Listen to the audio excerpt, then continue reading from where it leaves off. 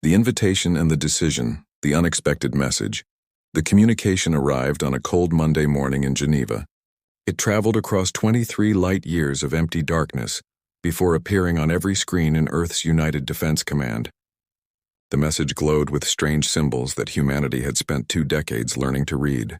These were the words of the Galactic Assembly, written in their ancient language that predated human civilization by thousands of years. Admiral Chen Rivera sat in her office overlooking the massive command center below. Through the reinforced glass, she could see hundreds of officers working at their stations. Screens displayed data from Earth's colonies scattered across nearby star systems. Defense grids monitored the borders of human space. Everything looked normal, but Chen knew this message would change everything. She read the invitation again, her dark eyes scanning each word carefully. The Galactic Assembly requested Earth's presence at the Centennial Peace Conference. This gathering happened once every 100 years, bringing together all the major civilizations in this sector of the galaxy. It was an honor to be invited. It was also a test. The message specifically stated that Earth should send a small diplomatic shuttle, unarmed, with no more than 50 people aboard. The conference would take place on Sanctuary Prime, a neutral world that belonged to no single species. There, humanity would have the chance to address the Assembly and present their case for better treatment in galactic affairs. Chen placed the datapad on her desk and looked out at the construction yards visible through another window. In the distance, past the sprawling military complex, she could see the shipyards where Earth's fleet was being built. One ship dominated the skyline.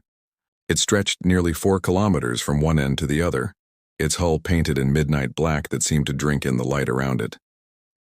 The Titan's Fist, humanity's greatest achievement in military engineering.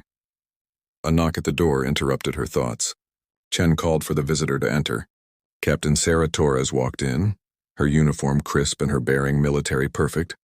Sarah was 42 years old, with gray streaks in her black hair and eyes that had seen too much violence. She had earned her rank through skill and sacrifice. Chen trusted her completely. Behind Sarah came Dr. Marcus Webb, Earth's chief diplomatic advisor. Marcus was younger, barely 35, with sandy hair and nervous energy that made him seem constantly worried. He carried a tablet filled with notes and wore civilian clothes rather than a uniform. The contrast between the two visitors was striking. "You've both read the invitation," Chen said. It was not a question. "Yes, Admiral," Sarah replied. Her voice was steady, controlled. "It's wonderful news," Marcus said quickly. "The Assembly is finally recognizing us as legitimate members of the galactic community. This could open doors for trade, technology sharing, cultural exchange. We need to send our best diplomats immediately." Chen raised one hand, stopping him. "Captain Torres, what's your assessment?" Sarah moved to the window and looked down at the command center. She was quiet for a moment, thinking. "It's a trap. Not a military trap, but a political one. They want to see if we'll obey. They tell us to send a small shuttle, and they expect us to do exactly that. When we arrive in something weak and defenseless, they'll know we're still afraid of them. They'll know we're still willing to be pushed around." "That's ridiculous," Marcus protested. "This is diplomacy, not a contest of strength. We need to show them we're civilized, that we understand protocols and respect their customs." "Respect is a two-way street," Sarah said quietly. "For 20 years we've shown them nothing but respect. We've followed their rules. We've accepted their trade restrictions. We've smiled politely when they've ignored our complaints. And where has it gotten us?" Chen nodded slowly. She walked to a wall where a large screen displayed a star map of human territory. Red markers indicated locations where problems had occurred. There were dozens of them. Last year alone, 37 human vessels were attacked in neutral space. Colony ships, cargo haulers, even a few passenger liners. The Assembly investigated exactly 0 of those incidents. When we file complaints, they get buried in bureaucratic processes that take years to resolve. When we request assistance, we're told to be patient. Marcus shifted uncomfortably. "I understand the frustration, but escalating to aggressive displays of force will only make things worse. These species have been part of the galactic community for thousands of years. They have weapons we can't imagine, technologies we don't understand. If we provoke them, we could face consequences that would destroy everything we've built. Or," Sarah said, turning to face him, "we could finally earn their respect." Chen made her decision. She had been considering it since the moment she read the invitation. Now, standing in her office with these two people who represented humanity's dual nature, its capacity for both diplomacy and war, she knew what had to be done. "Captain Torres, I'm giving you command of the Titan's Fist. You will take that ship to Sanctuary Prime. That will be our diplomatic vessel." The room went absolutely silent. Marcus's face went pale. Sarah's expression remained controlled, but Chen saw the flash of approval in her eyes. "Admiral, you can't be serious," Marcus finally said. "They asked for a shuttle, a small unarmed diplomatic craft. The Titan's Fist is a warship. It carries enough weapons to destroy a moon. If we show up in that, they'll see it as a declaration of war." "Good," Chen said. "Let them see it however they want. Let them understand that humanity is done being the galaxy's punching bag. We've spent 20 years being careful, being diplomatic, trying to fit into their system. It's time they understand who we really are." Sarah stepped forward. "When do we leave?" 3 weeks. I want the Titan's Fist fully operational.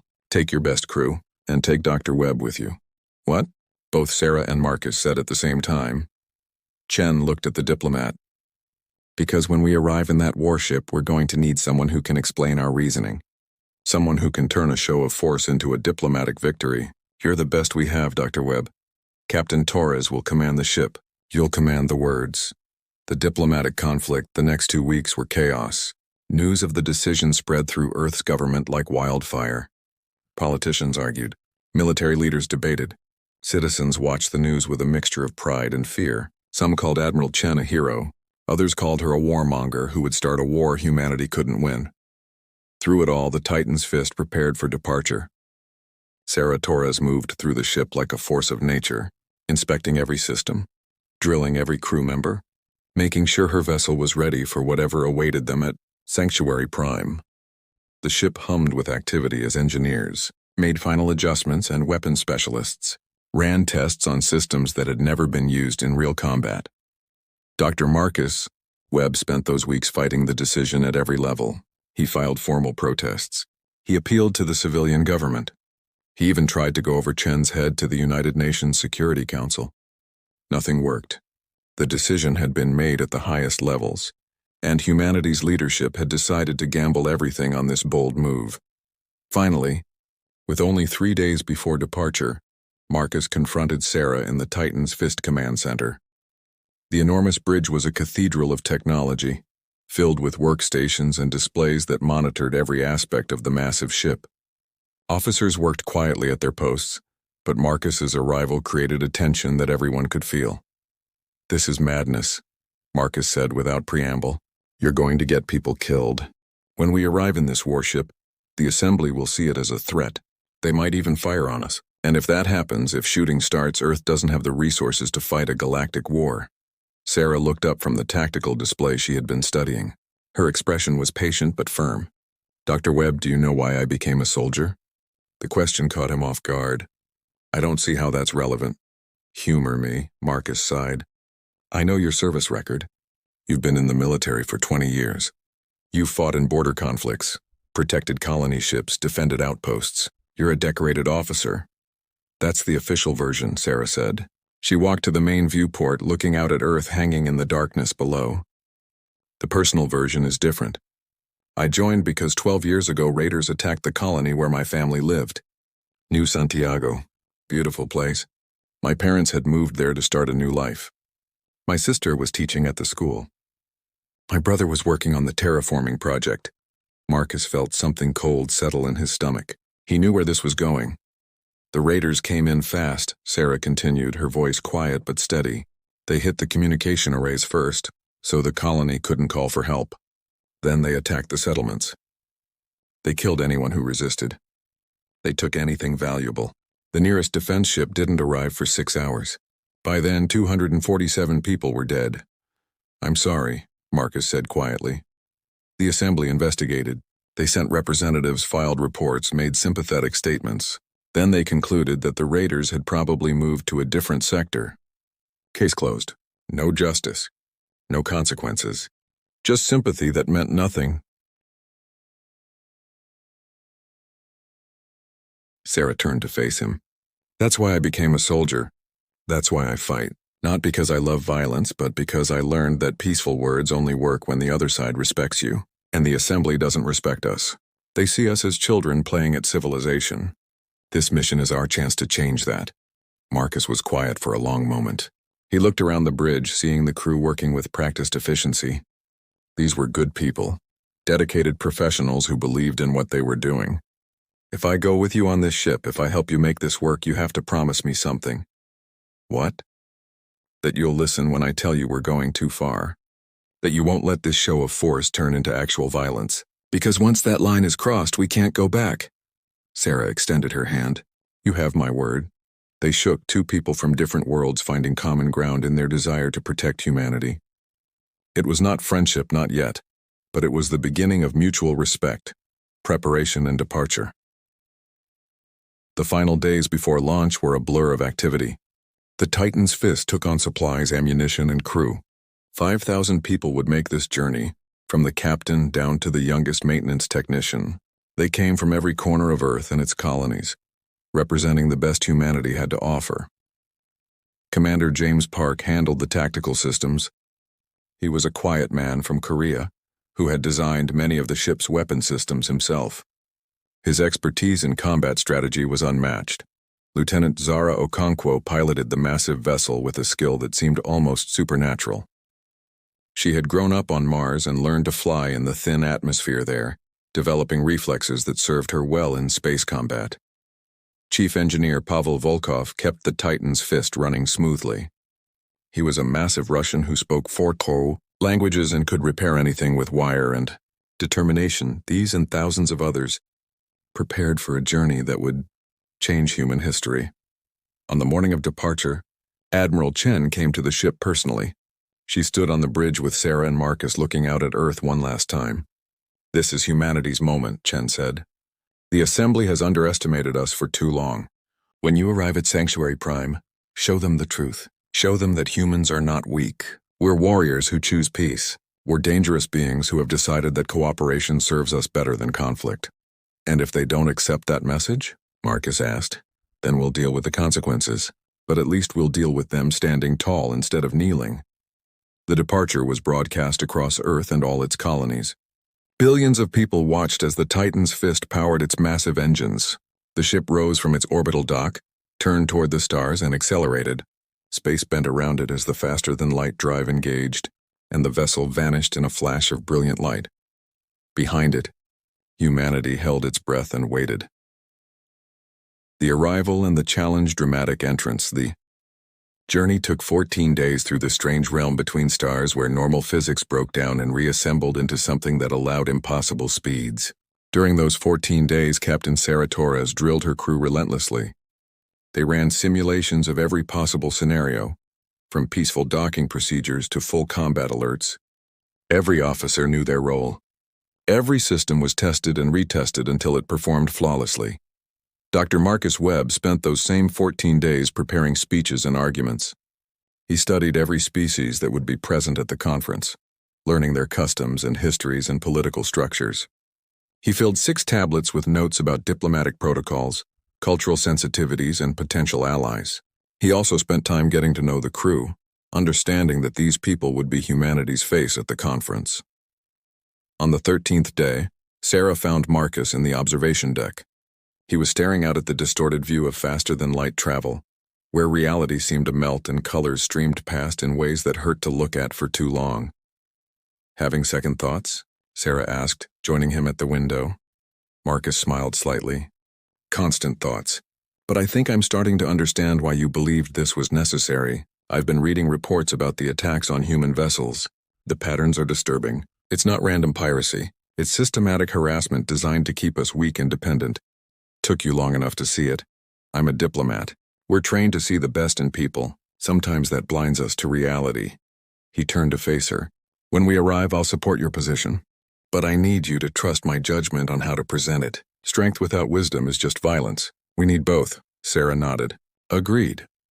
On the 14th day, the Titan's Fist dropped out of faster-than-light travel at the edge of the sanctuary system. The effect was immediate and dramatic. The ship's arrival created a massive energy pulse that every sensor within light hours detected instantly. Alarms went off across hundreds of alien vessels. On the bridge of the Titan's Fist, Commander Park studied his displays with professional calm. "Captain, I'm counting 532 vessels in orbit around Sanctuary Prime.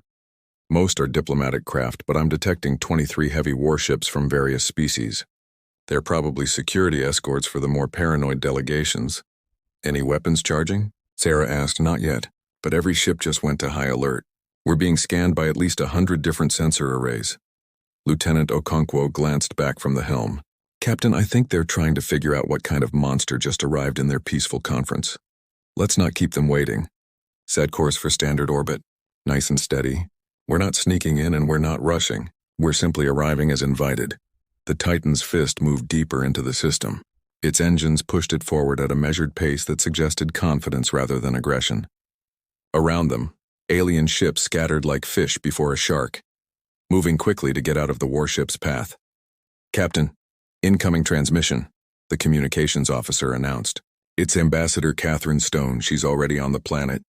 Sarah had expected this.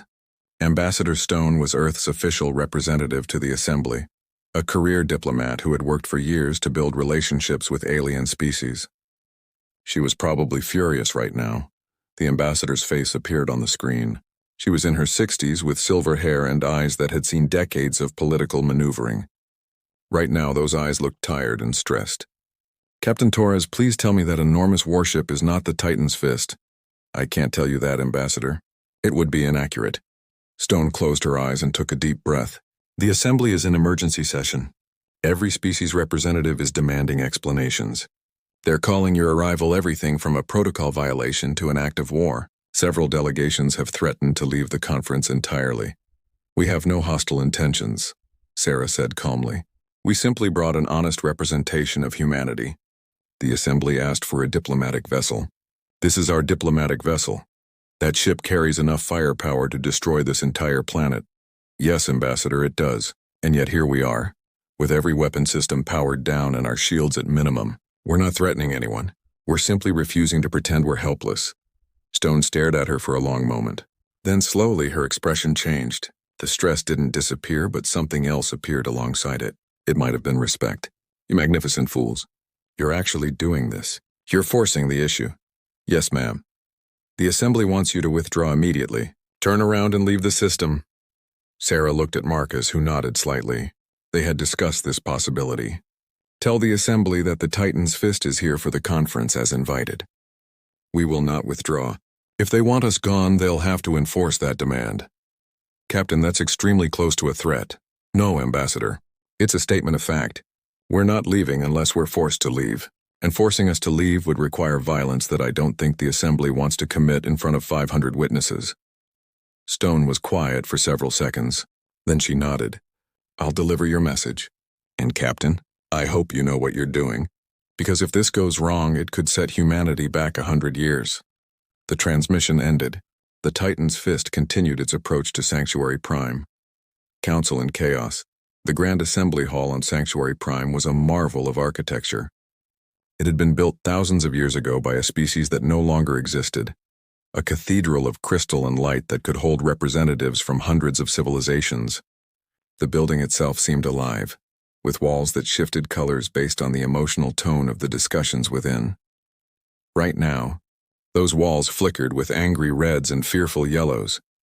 High Chancellor Velarim called for order, his voice amplified by technology that translated his words into hundreds of languages simultaneously. He was ancient even by his species' standards, having served in the Assembly for 3 centuries. He had seen empires rise and fall, had negotiated peace between species that had been at war for millennia. But even he seemed surprised by humanity's audacity. "The human vessel approaches," he announced. "It will reach orbit within the hour. We must decide our response." Counselor Thessa spoke first. She was a bird-like alien with brilliant feathers and eyes that saw in spectrums humans couldn't perceive. "This is unacceptable." They were explicitly instructed to send a small diplomatic shuttle. Instead, they brought a warship. "This violates every protocol we have established." "More than a violation," growled War Leader Jarek. He was massive, nearly 3 meters tall, with scales like armor and claws that could tear through steel. His species, the Kryn, were known throughout the galaxy as warriors. This is an insult. They're saying they don't trust us. They're saying they need weapons to feel safe in our presence. Another voice cut through the anger. Perhaps they're right not to trust us. The hall went silent. The speaker was Counselor Reyna, an amphibious being whose species was known for wisdom and honesty. How many times have we dismissed human complaints? How many of their ships have been attacked while we investigated slowly and found nothing? Perhaps this warship is not a threat. Perhaps it's a mirror showing us what we've become. You defend this provocation?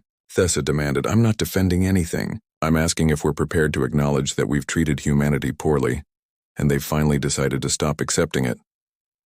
Jarek slammed a massive fist on his platform. You would reward their arrogance? I would consider whether their arrogance is justified. High Chancellor Valorum raised a hand for silence. The humans have requested permission to address the assembly. Captain Sarah Torres and Dr. Marcus Webb will speak to us directly. You would allow them into this chamber? Thessa asked incredulously. I would hear what they have to say. If their words are as bold as their arrival, it should be enlightening. Captain Torres speaks. The transport beam deposited Sarah and Marcus in the center of the Grand Assembly Hall. The effect was disorienting, going from the familiar bridge of the Titan's fist to suddenly standing on a platform surrounded by hundreds of alien species. The sheer diversity was overwhelming. Beings made of light stood next to creatures that seemed to be living rocks, species that breathed methane shared space with others that existed in multiple dimensions. Simultaneously, all of them were staring at the two humans with expressions ranging from curiosity to outright hostility. Sarah stood straight and calm, her military bearing obvious. Beside her, Marcus clutched a datapad with prepared remarks, though Sarah suspected he would need to improvise based on the mood in the hall. High Chancellor Velorum's voice echoed through the vast space. Captain Torres of Earth, you have violated assembly protocols by bringing a warship to a gathering dedicated to peace. What do you have to say for yourself? Sarah took a deep breath. This was the moment that would define humanity's future in the galaxy. High Chancellor, members of the Assembly, I say that we brought the only ship that truly represents humanity. We are not helpless creatures pretending to be harmless. We are warriors who choose peace. We are dangerous beings who have decided that cooperation serves us better than conflict. The hall erupted in angry voices, but Sarah continued speaking, her voice cutting through the noise. For 20 years, humanity has tried to fit into this assembly.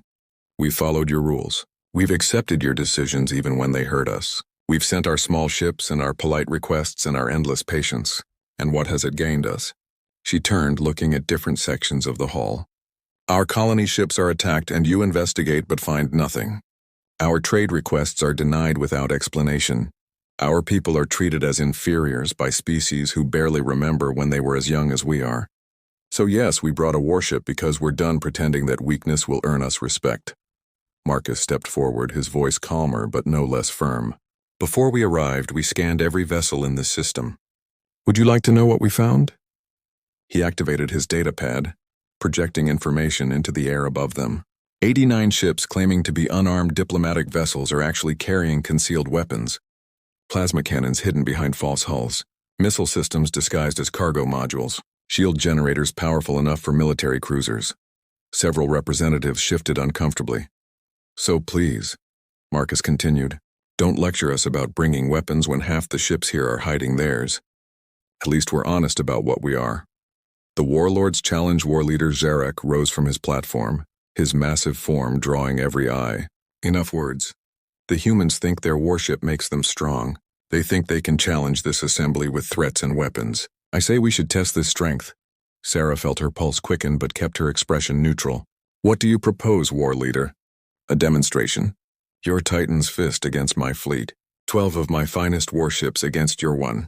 We'll see if your vessel is as dangerous as you claim, or if it's just an oversized shuttle with guns attached.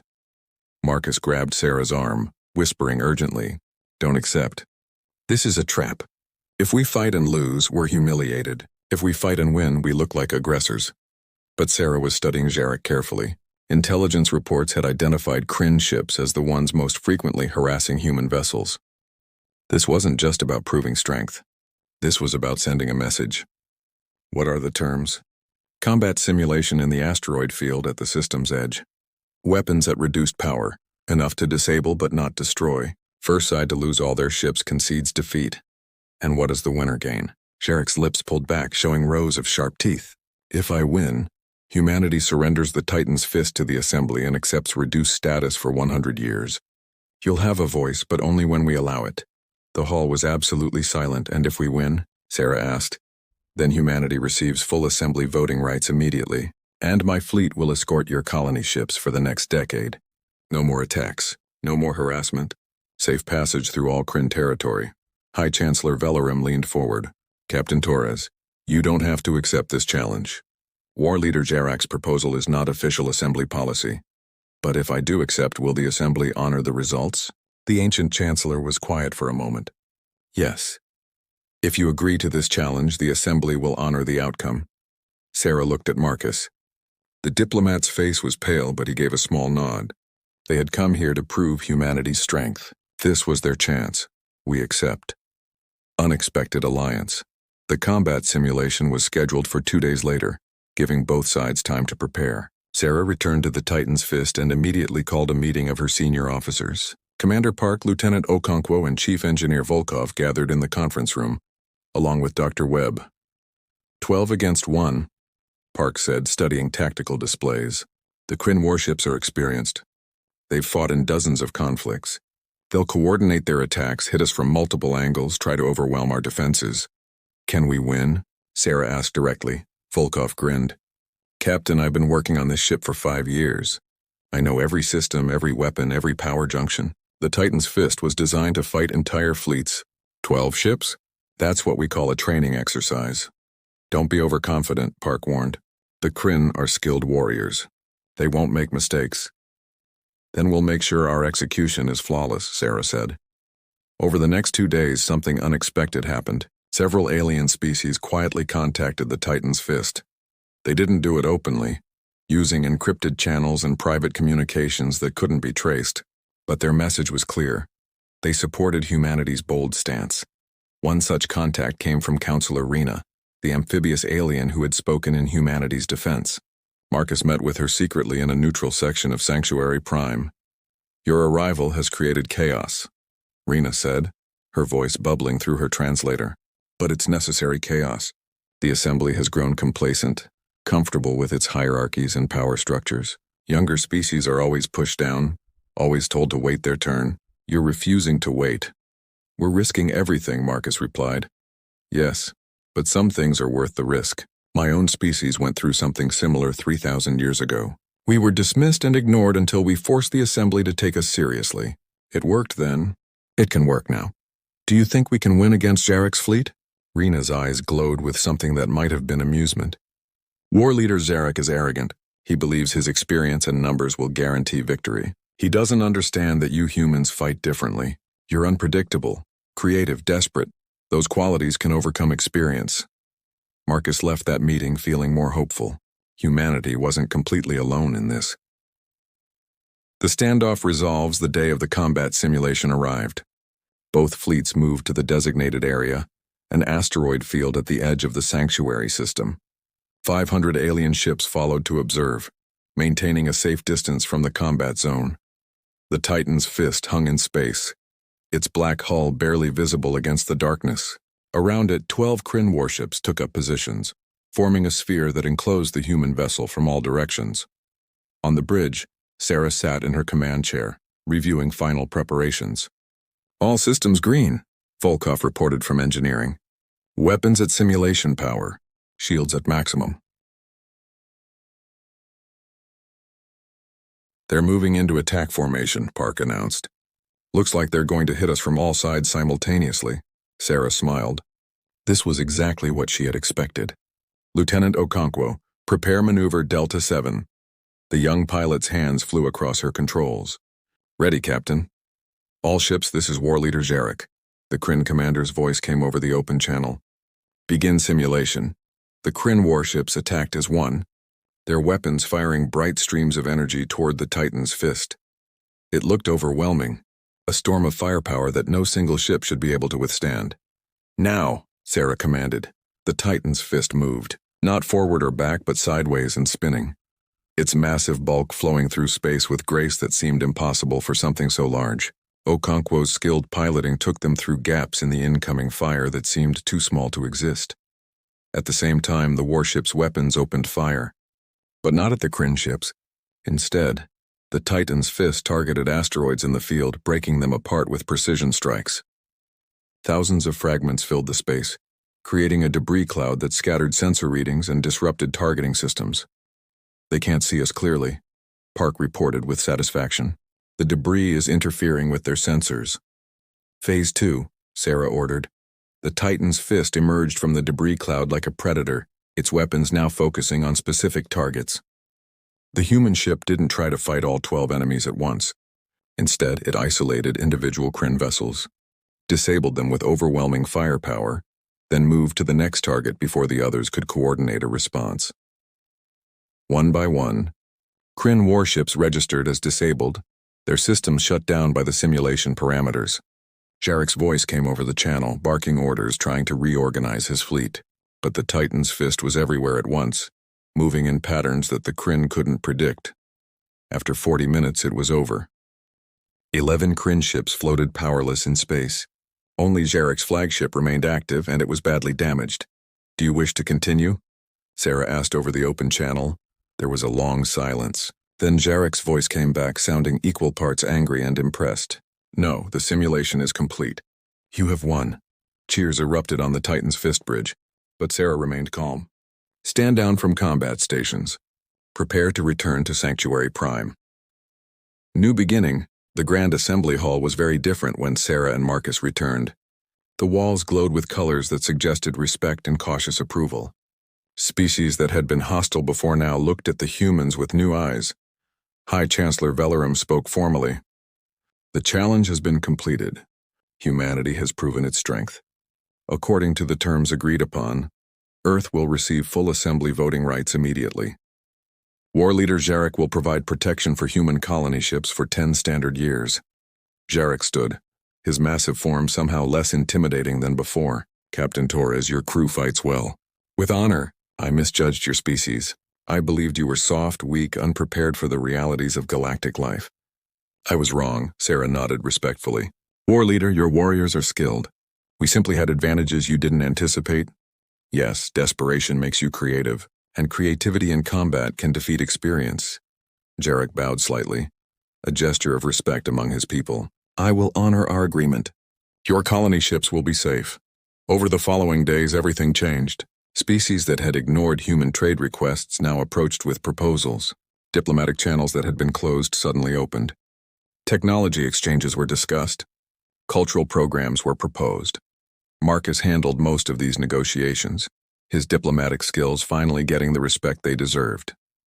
Sarah remained on the Titan's fist, ready to support him if needed, but increasingly unnecessary as humanity's new position became established. One evening, Marcus joined Sarah on the observation deck. They looked out at Sanctuary Prime, watching the lights of the planet's cities twinkle in the darkness. "We did it," Marcus said quietly. "We actually did it." "We took a massive risk," Sarah replied. "It could have gone very differently. But it didn't. And now humanity has a real place in the galaxy. Not as children waiting for permission, but as equals." Sarah smiled. "Admiral Chen will be pleased. She'll probably be relieved. I imagine she's had some sleepless nights wondering if her gamble would pay off." They stood in comfortable silence for a moment. Then Marcus added, "You know, when we started this journey, I thought bringing the Titan's fist was madness. I thought it would start a war. And now? Now I think it prevented one. If we had arrived in a shuttle, if we had continued to act weak, eventually someone would have pushed us too far. There would have been a real conflict, not a simulation. This way we established boundaries without actually hurting anyone." Sarah nodded. "Strength and wisdom. That's what you said we needed." Turns out you were right. The Titan's fist remained at Sanctuary Prime for another month, its presence a constant reminder of humanity's new status. When it finally departed, sailing back toward Earth with its mission complete, hundreds of alien vessels transmitted messages of respect and farewell. On Earth, billions of people celebrated. Admiral Chen stood in her office watching news broadcasts from across human space. Colony ships were reporting safe passage through previously dangerous territories. Trade agreements were being finalized. New opportunities were opening up everywhere. And in the construction yards, work was beginning on 3 more ships like the Titan's Fist. Because humanity had learned an important lesson, respect wasn't given freely in the galaxy. It had to be earned. And sometimes earning respect required showing the universe exactly what you were capable of. The story of the Titan's Fist became legend among human worlds. It was told to children as an example of courage and determination. It was studied by military academists as a masterclass in strategy. And it was remembered by diplomats as proof that sometimes the best path to peace was through strength. Humanity had arrived at the galactic table. Not as children seeking permission, but as warriors who chose diplomacy, not as victims hoping for protection, but as a civilization ready to protect itself. The galaxy had expected a shuttle. Humanity had given them the Titan's Fist, and the galaxy would never underestimate them again.